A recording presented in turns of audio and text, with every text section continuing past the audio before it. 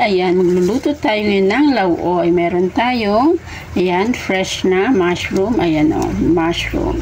Kakukuha lang natin. Meron tayong bulaklak ng kalabasa, okra, sibuyas, kamatis, at talbos ng kalabasa. Meron tayong eto, alugbati at ang ating talbos. Fresh din siya. Siyempre, ayan ang ating papaya. So, ayan. Ayan ang sudan natin karon umaga. Meron butangan nating subak na itong tinapa. Ayan. Naakami tinapa. So, ayan. Magluluto tayo ng lauoy. Nakahiwa ng ating mga gulay, okra, sibuyas, kamatis. Siyempre, meron tayong luya, ang ating subak na young town, ang ating papaya, ang ating talbos, alugbati, saluyot, at ang ating mushroom na fresh po galing sa bakuran. Ayan. So, ayan, nagpapakulo na tayo ng tubig. Ayan. Yan, no? Fresh na fresh ang gulay. Ito ang ating kamatis at sibuyas at saka ang ating luya. Yan. Papakuluin muna natin bago natin siya ilalagay ang ating mga sangkap kasi madali lang siyang maluto. Natin. Maglagay muna tayo ng patis. Ayan, patis.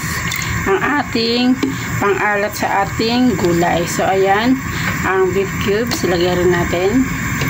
At takpan uli natin. Kasi naaamoy ko na. Wow, ayan. Wala pa po yung subak na sardinas, guys. Napakabango na. Ating papaya, ayan, para lumambot siya. Na rin natin ang ating subak na tinapa or sardinas. Ayan.